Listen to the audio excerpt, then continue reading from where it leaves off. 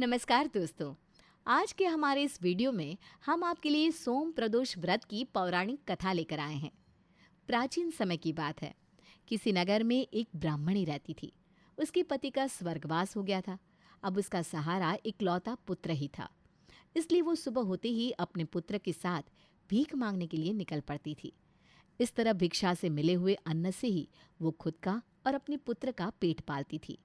एक दिन ब्राह्मणी वापस घर लौट रही थी तो उसे रास्ते में एक घायल अवस्था में लड़का कराहता हुआ मिला। ब्राह्मणी को उस बालक पर दया आ गई और उसे अपने घर ले आई। वो लड़का विदर्भ देश का राजकुमार था। शत्रु सैनिकों ने उसके राज्य पर आक्रमण कर लिया था और उसके पिता को बंदी बना लिया था और राज्य पर अधिकार कर लिया था। इसलिए वो बालक मारा मारा फिर रहा था। राजकुमार ब्राह्मणी और उसके पुत्र के साथ उनके घर में रहने लगा और उनके पुत्र की तरह ही पलने और बढ़ने लगा। एक दिन ब्राह्मणी अपने पुत्र के साथ राजकुमार को लेकर भिक्षा मांगने गई हुई थी। तभी अंशुमति नामक एक गंधर्व कन्या ने राजकुमार को देखा। वो उस पर मोहित हो गई। अगले दिन अंशुमति अपने माता पिता के साथ राजकुमार से मिलने आई। उनको भी राजकुमार पसंद आ गया।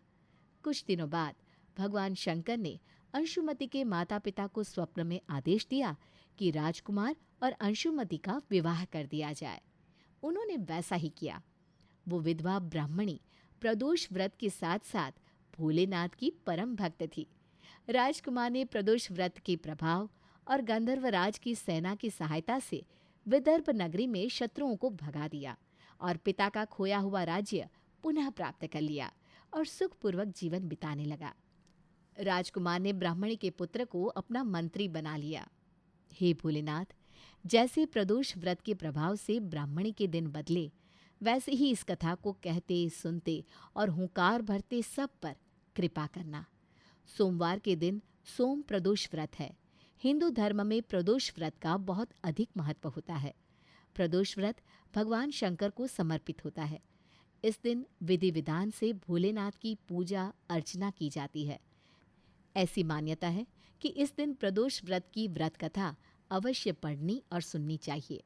प्रदोष व्रत कथा का पाठ करने से भोलेनाथ की विशेष कृपा प्राप्त होती है और भोलेनाथ भक्तों की सभी मनोकामनाएं पूरी करते हैं। जय भोलेनाथ।